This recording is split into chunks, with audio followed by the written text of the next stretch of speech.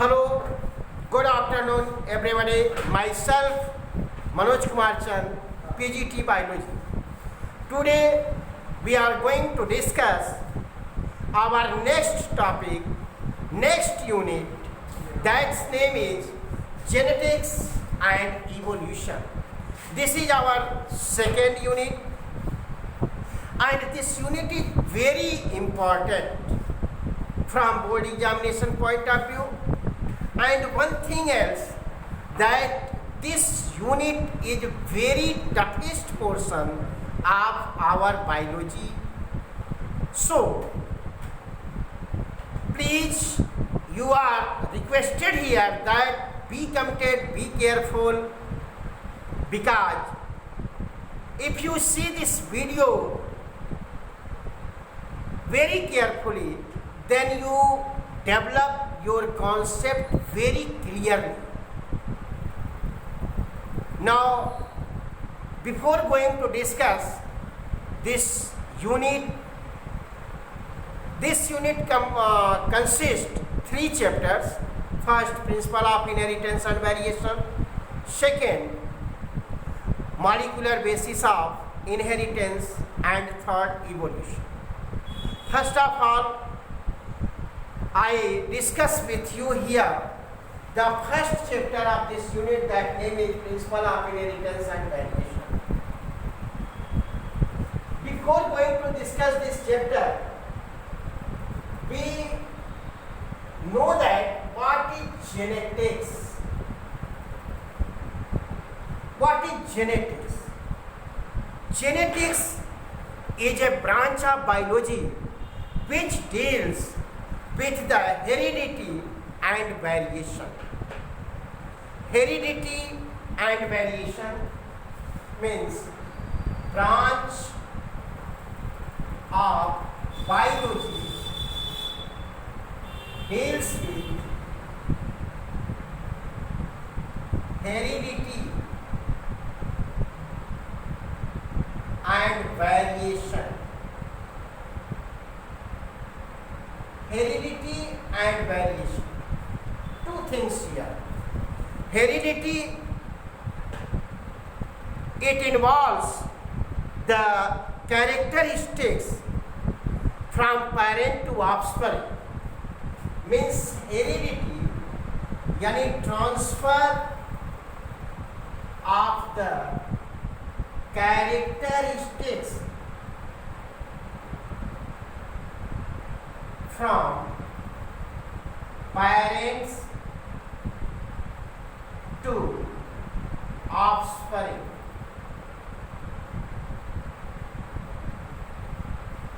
First of all, you try to understand step by step that genetics is the branch of biology which deals with heredity and variation. Heredity means transfer of the characteristics from parent to offspring, and here variation, it means differences between the organisms, offspring, or parents and their offspring. There are two things here, that this variation is morphological, anatomical, behavioral, etc. Try to understand clearly that variation means the differences among the individuals of the species.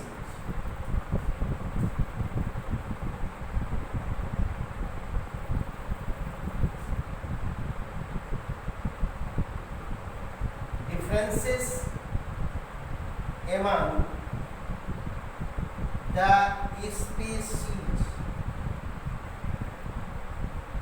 Now try to understood very clearly with me all these things. First of all, genetics is the branch of biology which deals with heredity and variation. There are so many students which could not understood very clear cut in English medium. For those students, I am going to deliver my lecture in Hindi also. So listen here. Genetics में जो ये branch है वो heredity और variation, heredity means होता है आनुवांशिकता, आनुवांशिकी, और variation का मतलब होता है विविधता। यानी कि अगर जो हेरिडिटी है इसका मतलब है कि transfer of the characters from parent to offspring, यानी माता पिता से उसकी संतान में जो कैरेक्टरिस्टिक्स ट्रांसफर होते हैं, जाते हैं, उन्हीं को हम उसके जाने की प्रक्रिया का जो अध्ययन किया जाता है उसे हम बोलते हैं हेरिडिटी। और वेरिएशन या विविधता का मतलब होता है कि अगर स्पीसीज है तो एक स्पीसीज के अंदर बहुत सारे इंडिविजुअल्स होते हैं, तो उन सारे इंडिविजुअल्स में भी समानता नहीं होती। और ये समानता क्यों नहीं होती, उसके पीछे कारण क्या है? आप खुद देखिए कि एक ही माता पिता की कई संतानें हैं, लेकिन वो सभी मॉर्फोलॉजिकली यानी कि सामने से देखने पर उनका स्वरूप, उनका आकार, उनका कैरेक्टरिस्टिक्स, उनकी नाक, आँख, कान, उनका चेहरा, उनके हाथ पैर, वो एक समान नहीं होते। और ऐसा भी नहीं है कि वो अपने माता पिता के भी बिल्कुल समान होते हैं। It is not possible. Exception इसका है कि इंडिविजुअल्स में जो ट्विंस होते हैं वो sometime twins are exact photocopy, but except the individuals nobody can, any individuals which all the morphological, anatomical or behavioral things will be same, similar. ये जो स्वरूप में, रंग में, आकार में, आकृति में, संरचना में जो अंतर दिखाई देता है, उसी अंतर या डिफरेंसेस हम वेरिएशन करें। यानी कि जेनेटिक्स के द्वारा हम जो जीवों में जो ऑर्गेनिजम्स हैं, उन ऑर्गेनिजम्स में ये जो वेरिएशंस हैं, जो विविधताएं हैं, और जो उन गुणों का एक पीढ़ी से दूसरी पीढ़ी में ट्रांसफर है, वो कैसे होता है, इसी का अध्ययन करें। I think you better understood that the name of this unit, genetics. इस जेनेटिक्स के अंतर्गत हम किसी भी ऑर्गेनिजम्स के जो कैरेक्टरिस्टिक्स हैं, जो जनरेशन टू जनरेशन ट्रांसफ़र हो रहे हैं, और उनमें जो विविधताएं हैं, जो उनमें वेरिएशंस हैं, वो कैसे हो रही हैं, इन्हीं के बारे में अध्ययन करेंगे। ओके, लेट्स थोड़ा से हम इसके बैकग्राउंड पे चलते हैं जेनेटिक्स के, और यहाँ पे हम समझने का प्रयास करेंगे कि फ्रॉम द एंशिएंट टाइम, बहुत पहले से लोगों के अंदर इस तरह की जानकारी को प्राप्त करने का, ये विविधताएं कैसे उत्पन्न होती हैं, कैसे कैरेक्टरिस्टिक्स एक जनरेशन से दूसरे जनरेशन में ट्रांसफ़र होते हैं, इन सब को जानने की बहुत उत्सुकता थी। लेकिन कोई भी सर्टेन सटीक जानकारी हमारे पास नहीं थी। इन दिस कॉन्टेस्ट प्रयास तो बहुत लोगों ने किया, लेकिन फर्स्ट ऑफ ऑल सबसे पहले अपने समय से बहुत ही आगे सोचने वाले इस तरह के एक व्यक्ति आए जिनका नाम था, आपने सुना भी होगा, ग्रेगर जॉन मेंडल। आपने उसके बारे में स्टडी भी किया हुआ है। उनके कुछ लॉज को आपने 10th में पढ़ा भी है। ग्रेगर जॉन मेंडल को he is regarded as father of genetics। लेकिन इन्होंने जो अपना काम किया था, जो एक्सपेरिमेंट किया था इन्होंने, ऐसा नहीं है कि इनके पहले लोगों ने प्रयास नहीं किए थे, लेकिन ग्रेगर जॉन मेंडल ने बहुत ही परिश्रम किया। उन्होंने 8 वर्षों तक अपना एक्सपेरिमेंट किया था, और ये 8 वर्ष उनके जो थे वो आपके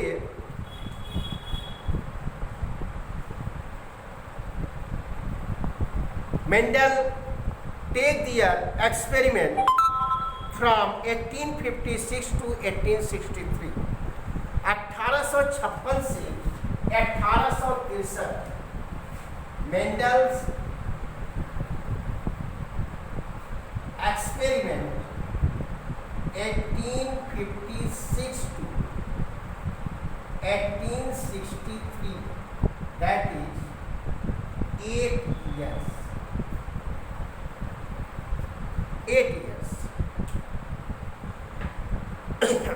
और इन्होंने अपने इस एक्सपेरिमेंट के लिए जो प्लांट का चयन किया, उस प्लांट का नाम था Pisum sativum. Pisum sativum.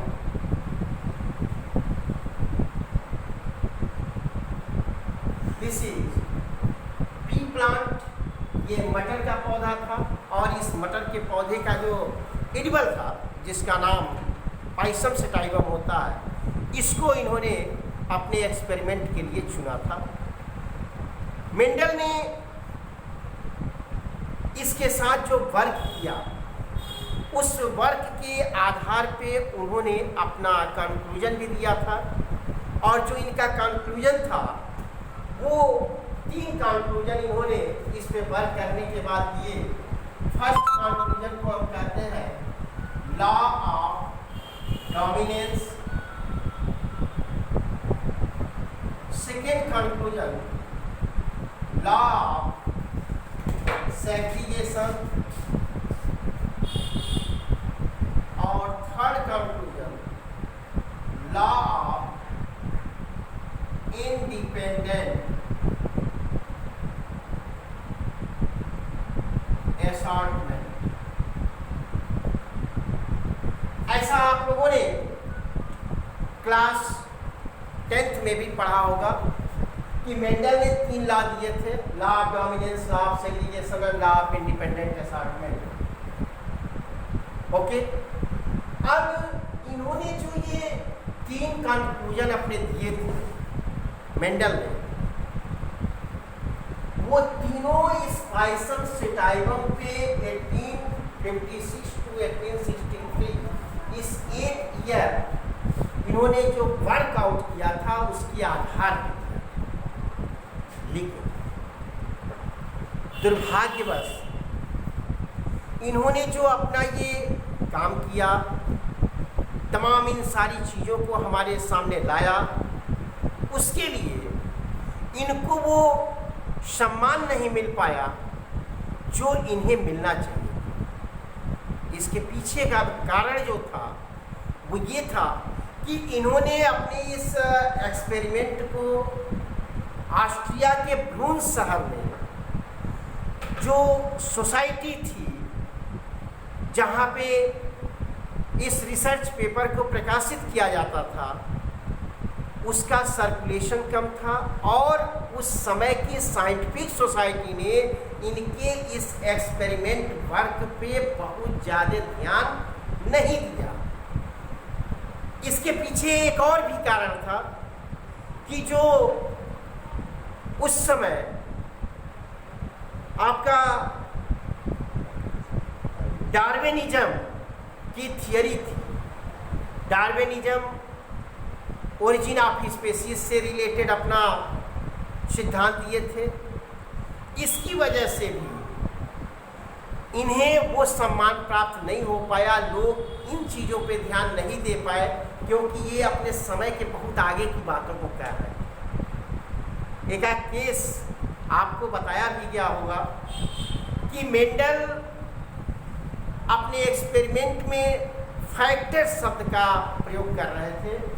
Factor, FACTUR, factor, जिसको कारक कहते हैं। चूंकि उस समय जीन के बारे में कुछ पता नहीं था, जीन, क्रोमोसोम्स, इन सब चीज़ों के बारे में जानकारी नहीं थी, इसलिए जो ये कैरेक्टरिस्टिक्स ट्रांसफ़र हो रहे थे जनरेशन टू जनरेशन, और ये जो डिफरेंसेस या विविधताएँ, वेरिएशंस आ रही थी, उनके पीछे का जो कारण था, जो मेन फैक्टर था, उसको आज तो हम जानते हैं जीन्स कहते हैं, लेकिन मेंडल के समय में ये बात नहीं पता थी, इसलिए उन्होंने उसको एक नाम दिया फैक्टर। Is that clear? दूसरी नंबर चीज कि मेंडल ने अपने इस एक्सपेरिमेंट के लिए पाइसन सेटाइवम या मटर के पौधे को ही अपने एक्सपेरिमेंट के लिए चूज क्यों किया, उसके पीछे का भी कारण है। फर्स्ट ऑफ ऑल कि जो पी प्लांट होता है वो बाइसेक्सुअल होता है, और बाइसेक्सुअल होने के कारण उसमें सेल्फ पॉलिनेशन की क्षमता सबसे अधिक होती है, और नेचुरली वो सेल्फ पॉलिनेटेड होता है।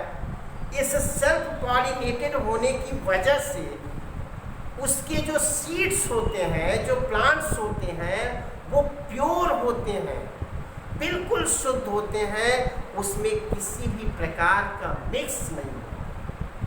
तो फर्स्ट ऑफ ऑल कि ये पी प्लांट को उन्होंने इसलिए चूज किया क्योंकि वो बाइसेक्सुअल प्लांट है। दूसरा एनुअल प्लांट भी है। Annual plant means you know very well that those plants which are cultivated within a season, that plants are known as annual plants।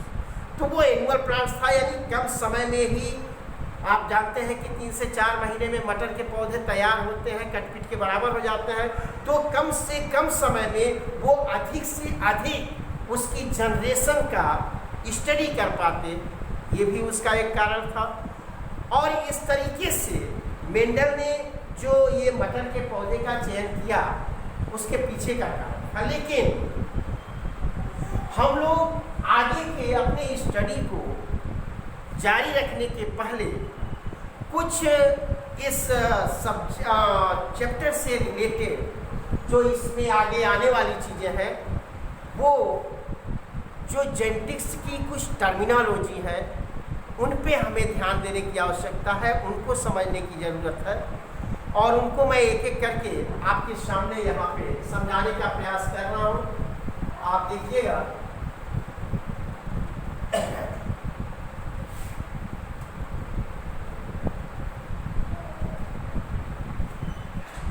सबसे पहली एक चीज़ आपको इसमें मिलेगी जिसको हम कहते हैं फिनोटाइप।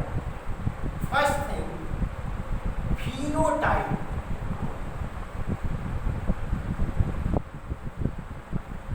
फिनोटाइप का मतलब होता है कि morphological appearance. Morphological appearance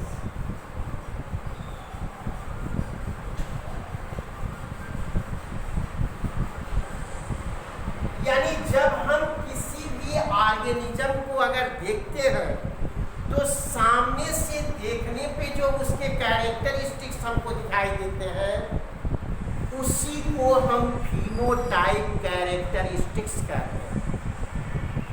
phenotype characteristics, जैसे मैं यहाँ पे एक प्लांट्स आपके सामने बना रहा हूँ, ये प्लांट्स यहाँ पे मैं आपके सामने बना रहा हूँ, तो यहाँ पे सामने से देखने पे आपको क्या लग रहा है कि these plants are tall, ये tall प्लांट आपको दिख रहा है और इसका ये जो फ्लावर है ये फ्लावर भी आपका बिग दिख रहा है और इसके अलावा इसका जो कलर है वो कलर आपका ब्लू दिखाई दे रहा है। यानी there are three things, first tall plant है, सेकेंड इसका कलर ब्लू है और तीसरा इसका फ्लावर बिग है, बड़ा। तो ये जो कैरेक्टरिस्टिक्स आपको सामने से दिखाई देते हैं यानी morphological characteristics which are appear, जो दिखाई दे रहे हैं उनको हम बोलते हैं phenotype. Any problem? Second thing, genotype. Genotype means the characteristics जो आपको यहाँ ये दिखाई दे रहा है कि ये टाल प्लांट है, वहीं पे आपको ये दिखाई दे रहा है कि ये डार्क प्लांट है आपका या शॉर्ट प्लांट है। तो इस डार्क या शॉर्ट के लिए इस टाल